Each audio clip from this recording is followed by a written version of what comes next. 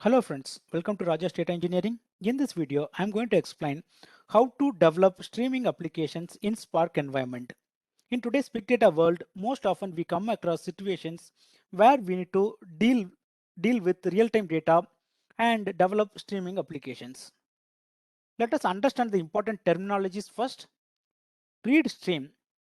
This is the entry point. This is a function, or we can call API. Using this API, we can consume the data from external source systems. The source system could be databases or file system, or it could be popular streaming servers such as Kafka or Azure Event Hubs.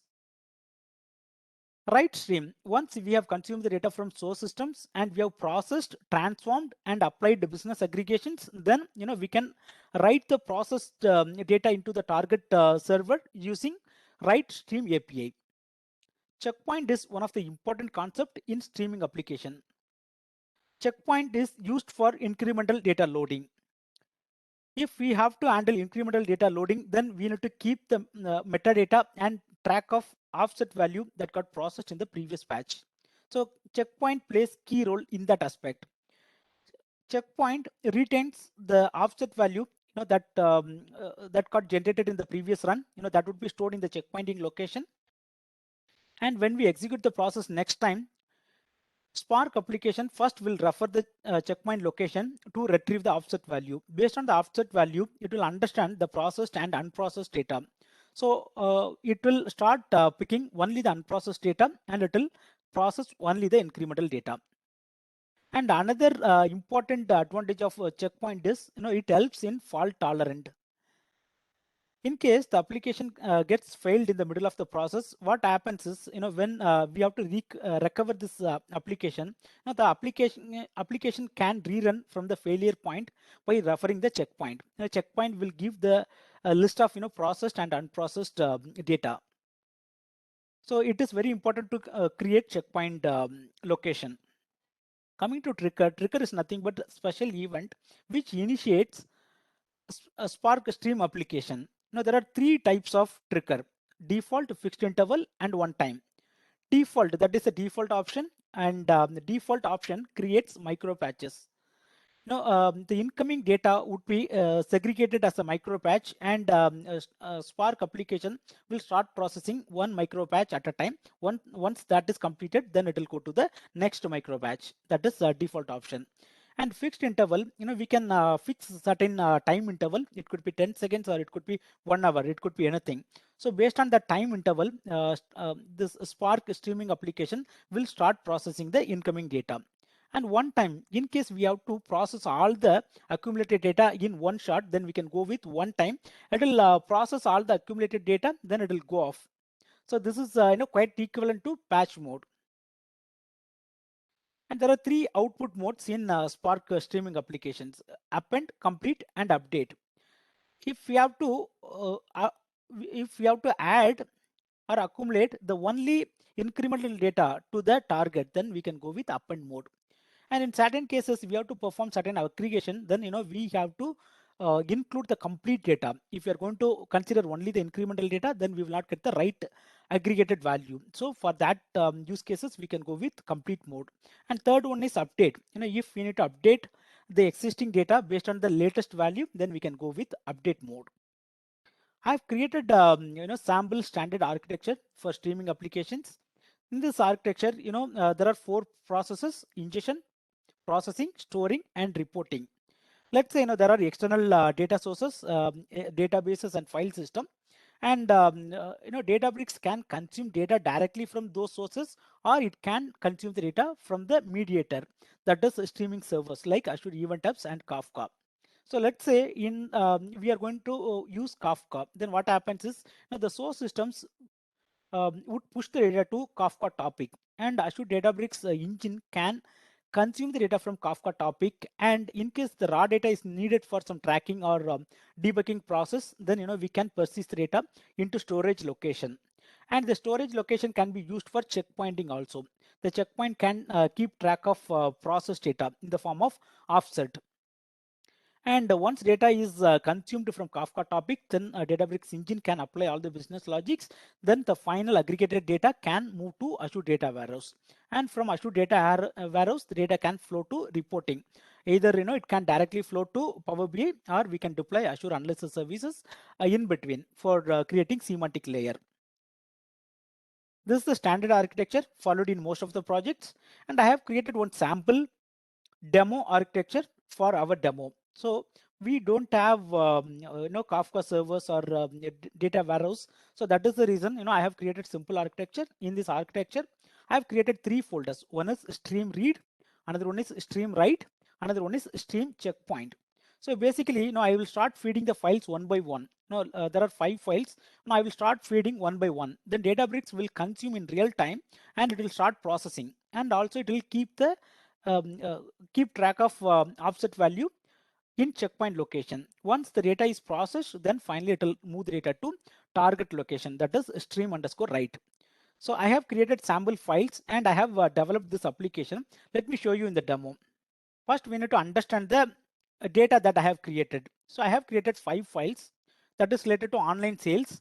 And here you can see the first column is first row is header, that is containing columns file, shop, sale count, and it is containing 5 records. And the 5 records, the first column is containing the same value, that is file 1.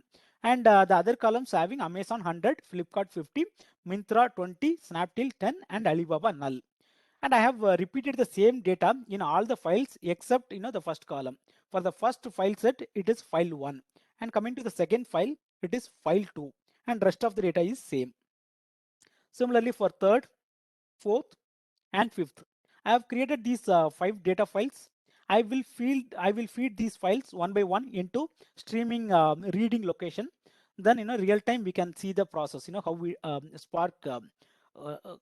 Spark streaming application consumes the data in real time. Let us start the demo. I have created the notebook and also I have created cluster that is up and running. As part of this demo, I have already created 5 files that I showed. And here, for the same workspace, I have created 3 URLs I have opened in 3 different windows. Okay, in one window, I will show the code, and in another window, I will feed the file, in real time. And in the third URL, I will show the files, how it is getting processed. So that is the reason I have opened three windows of same workspace. So first, here in the file system, this is Databricks file system, and the default folders got created, file store and table. And within table, we have nothing. We don't have any data or we don't have any folder. So as part of this operation, first I have to create 3 folders. So I'm creating 3 folders. Here, this command, dbutils command will create 3 folders under file store and tables location. 3 folders are stream checkpoint, stream read, and stream write. Let me execute this one. I have executed, the execution is successful. So now let me check the data. Here, coming to file store, there is a folder tables. Within that, 3 folders got created for our demo.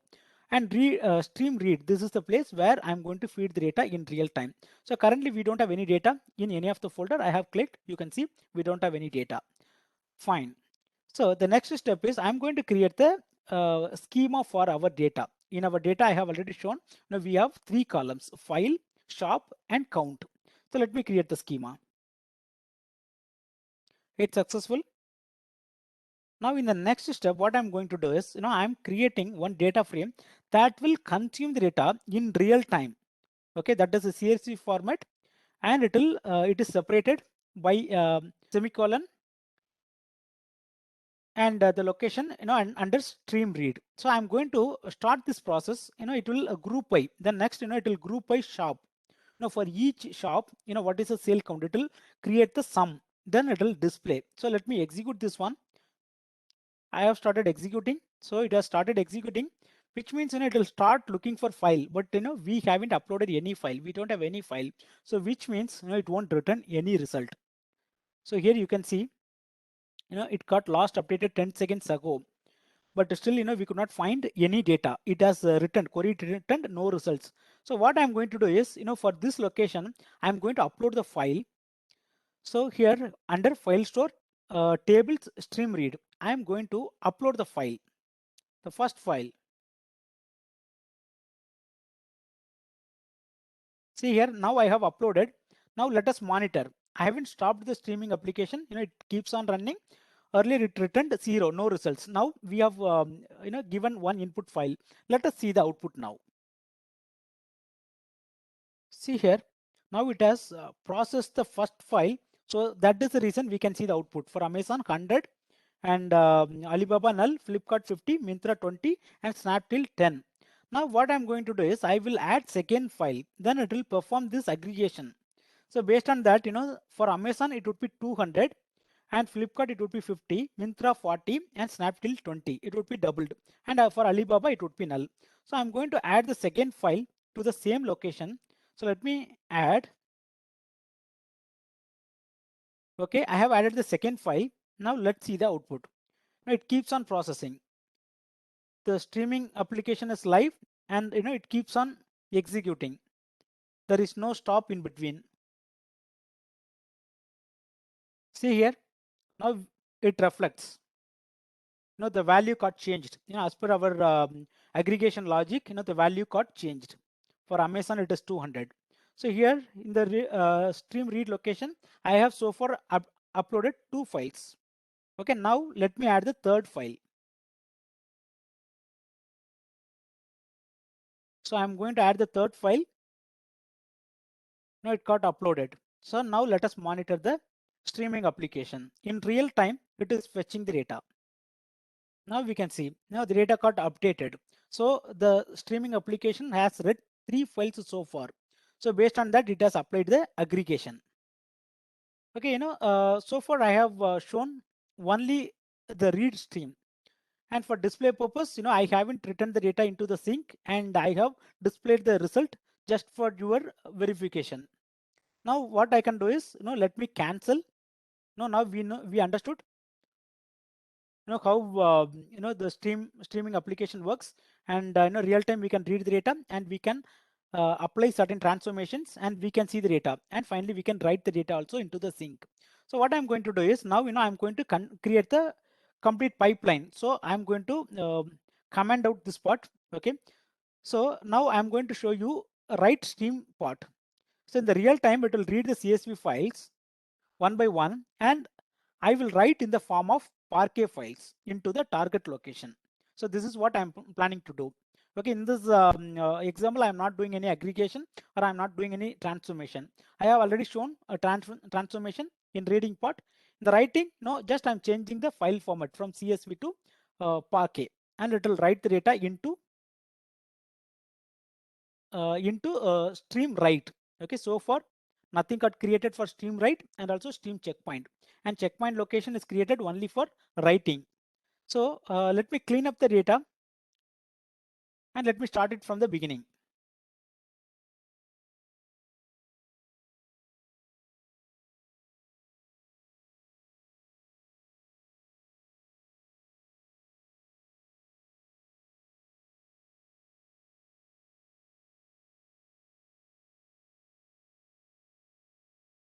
Okay, I have cleaned up all the files and I have just added those. I have created those folders once again. So now let us see. There are 3 folders, but we don't have any file. But now we are planning to write the data into sync. So it will create metadata also into checkpoint location in order to keep track of processed files. So let me start the streaming application.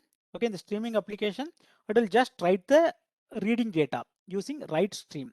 Okay, so it will write in the form of Parquet files, and we need to mention the path where we want to persist the data. So here I have written stream write, and also we have to mention the checkpoint location. Okay, where it will keep the metadata. So let me execute this one. See here, now we have started, and it would not create any write file because we haven't added any files. In the read, still it is empty. So what I'm planning to do is, let me add first file, that is online sales 1. So if you look at stream read, now we can see one file got added. So our stream application will start reading and processing. Finally, it will write in the form of Parquet. So now let us see the write folder. Here you can see, the one file.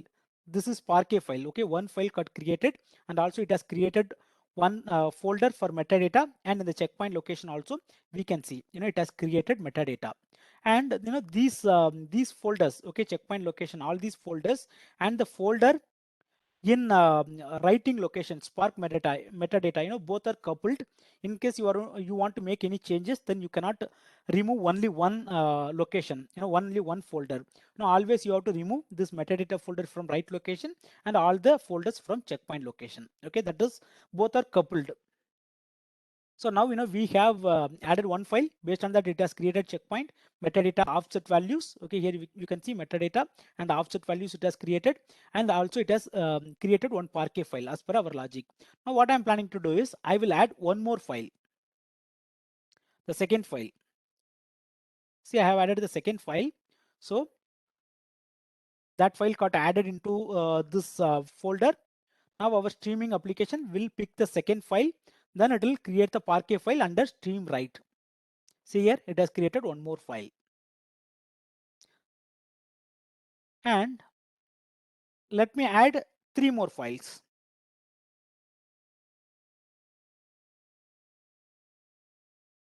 Now you can see I have added 3 more files. Now let's see what happens. Now the streaming application will read those 3 files, and here there are 5 files. Now it has created 5 Parquet files. So this is how streaming application works in real time. So here we have created one simple example, but in the real time, the source could be Kafka server or Azure Event Hubs or database. It could be anything. Okay, for this simple example, I have used Databricks file system. So let me stop the streaming application now, and let us see the output file that we have created. Okay, we have created the files. Okay, there are 5 Parquet files created under stream write location. Let me verify the data. So here I'm displaying the data by reading Spark read format Parquet, and under this location, okay, there are multiple Parquet files. Now read all the files and display the result. Let me execute.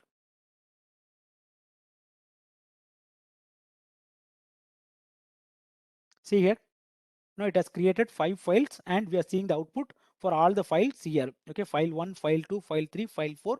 Now we can see the data. Okay, this is how, in real time we can consume the data using streaming application. Then finally we can write the process data into the target location or target server. That's it about streaming application. I hope you enjoyed this video. If you like this video, please subscribe my channel. Thank you.